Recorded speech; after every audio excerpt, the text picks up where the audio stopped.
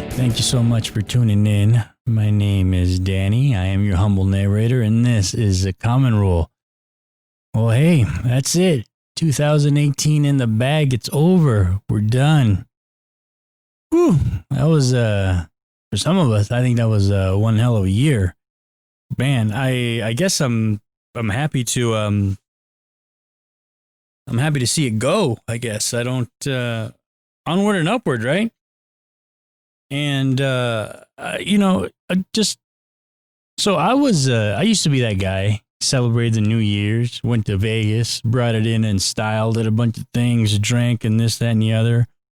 But, man, it's been now, it's been 5-6 years now, maybe 7 years where I haven't done any of that. I'm just about staying home, taking care of my business, and not going out there and getting all crazy with these people. You know what I'm saying? It is crazy out there sometimes. So I guess I'm not going to chance it anymore. I'm going to stay home, drink some bourbon, do some tacos, and then see what I can get into in my own controlled environment. So, man, this is the last podcast of the year. It's not like I've been podcasting all year. It's just nice to say it, I guess. I don't know. But what's funny is like I'm going through my notes.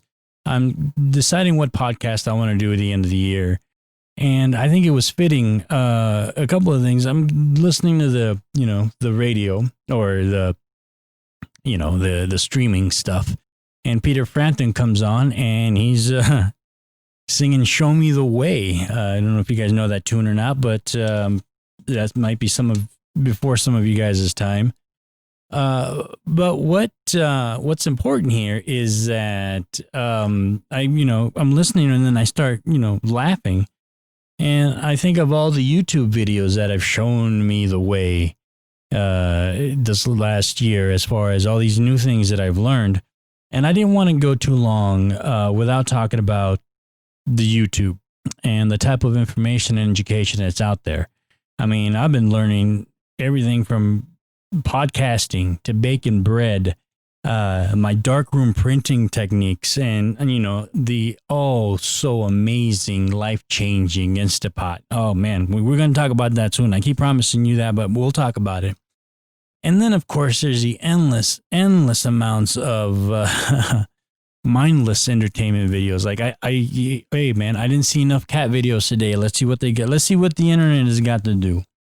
And it seems like everyone out there's got something to say, and I'm the fucking idiot out there listening to all of it. So, again, I didn't want to go through too many without talking about the YouTube and how great YouTube is and what a double-edged sword it is. There is so much information out there, obviously not just on YouTube, but all over the internet, wherever it is you get your tutorials from or your inspiration from, even as far as Instagram goes. There is just a ton of information out there, but it is, again, a double-edged sword. There is good information, and then there's bad information out there. And when you log in as much YouTube hours as I do, you start to notice the people who are essentially in it for the likes, in it for the money, in it for the glitz and glamour, and then those people who are interested in really inspiring and teaching people how to do things the right way. Now, I speak to you because this podcast might be one of those avenues that might teach you things the wrong way or be misinformed or anything like that. I'll take that, whatever. But it just so happens that today I made my first how-to video and put it up on the YouTube. If you want to take a look at it, just go online. You can. It's the link is thecommonrule.com, and it's the post on there. You'll be able to see it.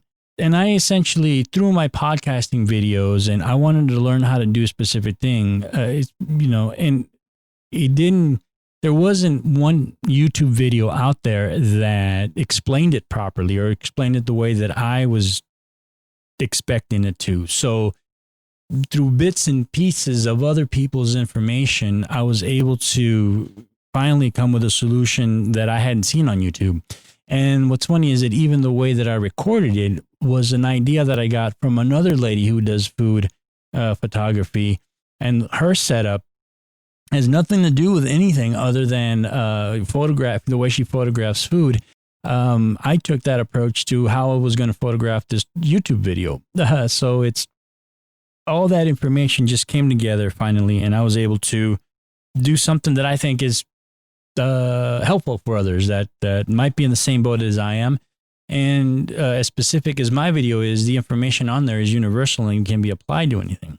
Now, what I wanted to do, it seems like I'm going to make a hard left here, but I wanted to segue this into something that I just keep coming, for whatever reason, these past 2 weeks, I keep coming across these quote unquote successful people telling you that, hey man, you just need to make the jump. You need to do it. Whatever endeavor it is that you're talking about, make the leap because quote unquote, you're never going to be ready. You just need to do it. I think that's bullshit. I think that's terrible advice. Most of the people doing that shit are trying to sell you something and it's just so dumb. I hate it. Now, hold on a second. Before it seems like I'm clipping your wings and killing your dreams and cock blocking you, hold on a second.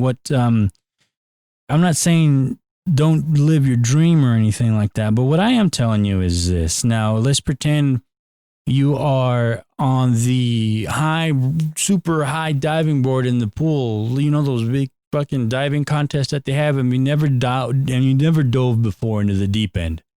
So there's a difference. There's a difference between you diving in the deep end and whether you know how to swim or you don't. It could be your first time. You're never going to be ready. You're never going to be 100% brave enough or something, but you just got to take that jump and you just got to leap. Well, if you leap into a pool and you don't know how to swim, you're fucked, Now, what we're talking about is like, just to make a point here, let's just say you want to start a restaurant or you want to start a food truck. Okay. Now, if you worked in the industry for years, you worked the front of the house, back of the house, you worked the accounting, you were the manager, you of course have an experience with this. Maybe you didn't take a class about business in school, or maybe you didn't do this or that, but you have a background in the restaurant business. You take the leap forward. Let's say you came into some money, whatever. You take the leap forward, you want to start your own restaurant. Well, you are definitely well prepared or as ready as you're going to be. And in that aspect, yes, take the leap. You're never, quote unquote, going to be 100% ready.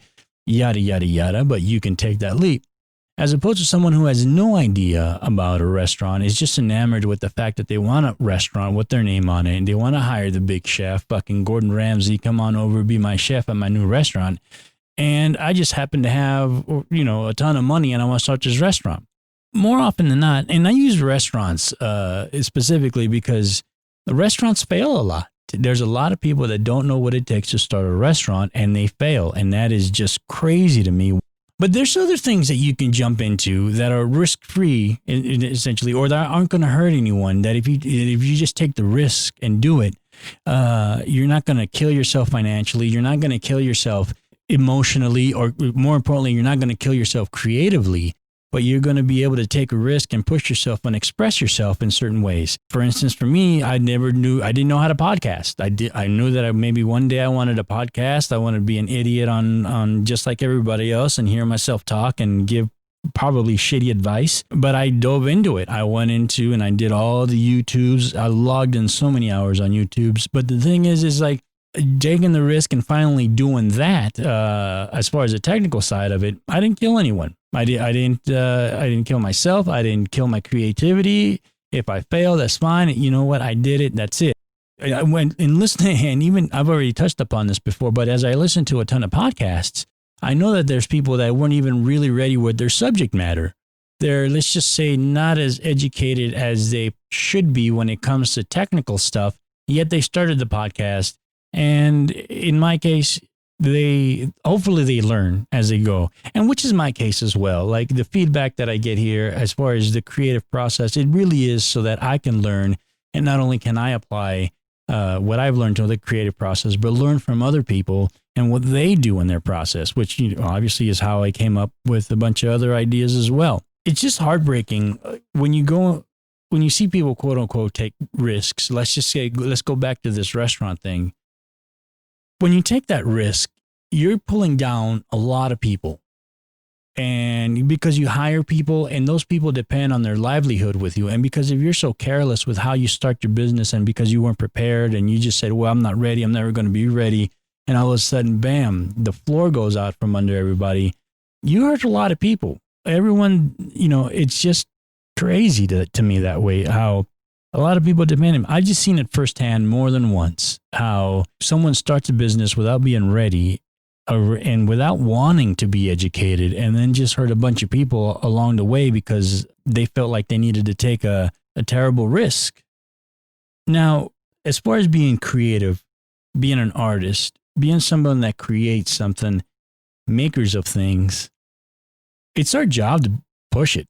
It's our job to take risks. It's our job to always push ourselves and our boundaries to see how far we can go, how far our talents go, and how far our creativity goes, and what new thing we can learn. Now, when we start to get crazy, and I hate the term staying in your lane or going out of your lane or things like that, but when some of us start to get really emotional and really crazy is when we start bringing money into the thing. How many of us know, someone who was relatively creative and wanted to start their own quote unquote business, and only to find out, one, they weren't getting the feedback that they wanted, they weren't making the money that they wanted, and they end up just completely not even creating anymore, and then just falling into some sort of mild depression, if not major depression. It happens all the time in photography. People want to make money being artists, end up being wedding photographers because that's where the money is, and completely losing their creative wings.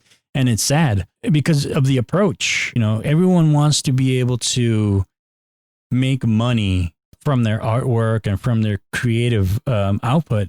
And, that's fair. That's fair. If you're creating, you want to at least, break even with your tools and things like that.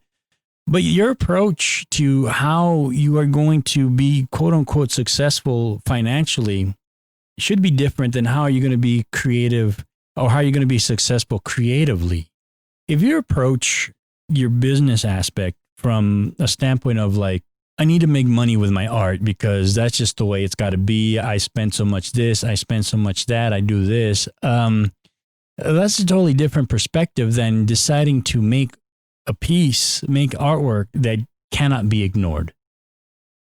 So our approach to the same concept is different.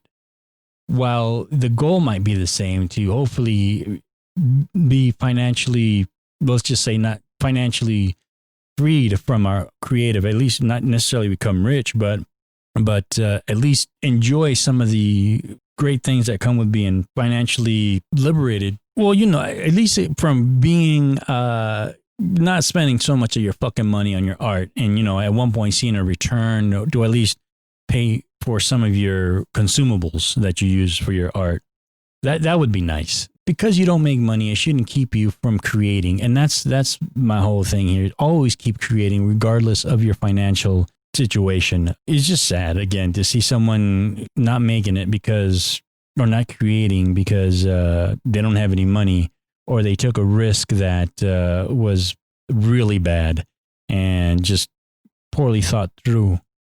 Again, when you're at the diving board, you're looking down in those deep waters. Just make sure that when you take that jump, it's not the fear of taking the jump, it's being prepared. Just make sure when you jump, you know how to swim or have someone down there who does know how to swim and can help you out. All right. It seems obvious, this whole little rant here, but I hope it just reminds people that if you are on the verge of trying to do something, take some huge leap into the next endeavor of your creative life, just think it through real well. And, if it's not going to hurt anyone, it's not going to hurt you, especially, do it, man. Just fucking do it. And hopefully it opens up a lot of other creative avenues for you, but don't go into the situation all willy-nilly. All right. Now, it's a side note here. Like I was telling you, I don't fucking do that crazy shit for New Year's anymore. So what I'm going to do is I'm just going to stay at home, fucking make some delicious tacos, drink a little cervezas, a little bourbon, get nice and toasty before the new year. If I don't get shitty drunk, I'll probably just work on photo prints for that art show coming up.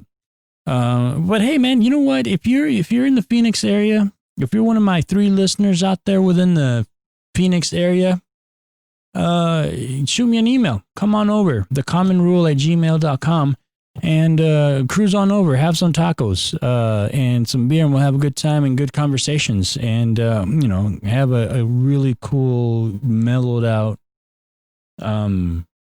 environment. So yeah, hit me up. All right. Well, thank you so much for listening. Have a safe, and happy New Year. And dude, you know what? If you're gonna fucking drink a lot and fucking do cocaine off of fucking, whatever, do this, man. Make sure it's good alcohol, make sure it's good cocaine, and make sure the stripper you're sniffing it off is fucking gorgeous. All right. Thank you so much for listening. Have a great and safe, happy New Year, and I'll see you on the flip side. Take it easy. Enjoy your year.